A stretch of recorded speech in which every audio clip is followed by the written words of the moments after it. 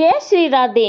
वैशाख महात्म में चौथा अध्याय। नारद जी कहते हैं कि वैशाख मास में शरीर में तेल लगाना, दिन में सोना, कांसे के बर्तन में भोजन करना, दोबारा भोजन, खाट पर सोना, घर में स्नान, यह सब कार्य वर्जित है।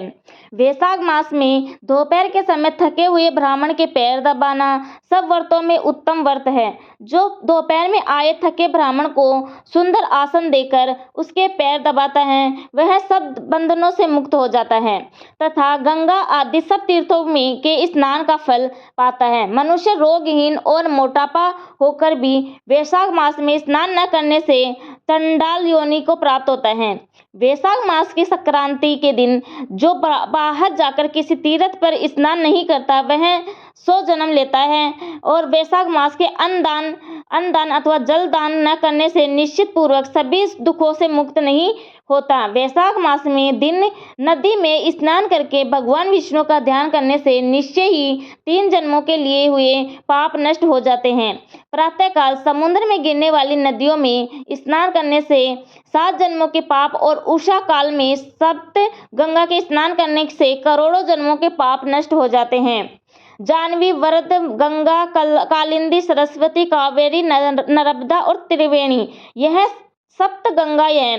वैशाख मास में बहते हुए जल में मंजन करने से सारे जन्मों के लिए किए हुए पाप नाश हो जाते हैं। दूध से उत्तम दही और दही से उत्तम घी है। वैसे ही सब मासों में कार्तिक मास से माघ और माघ से वैशाख उत्तम है।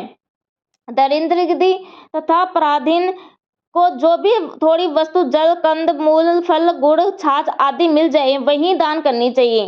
दान न करने से दरिद्रता आती है और दरिद्रता से मनुष्य पाप करता है तथा पाप से नरक मिलता है। इसीलिए मनुष्य को वित्त अनुसार अवश्य दान करना चाहिए।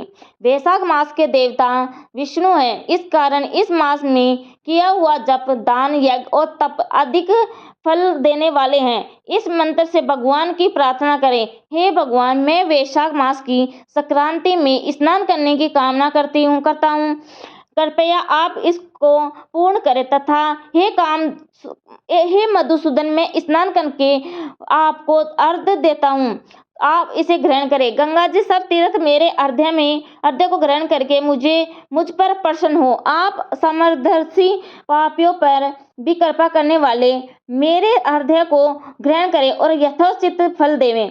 इस प्रकार अर्घ्य देकर स्नान करके वस्त्र पहन अपना नित्य नियम करें और वैशाख में उत्पन्न होने वाले फूलों से भगवान का पूजन करें तथा वैशाख की कथा सुनें।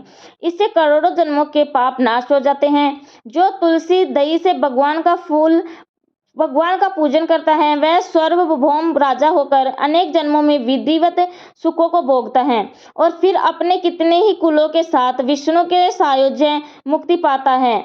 जय श्री राधे राधे। तो वीडियो कैसा लगा कमेंट करके और जरूर बताइएगा। लाइक एंड सब्सक्राइब जरूर कर देना। थैंक यू, धन्यवाद। राधे राधे।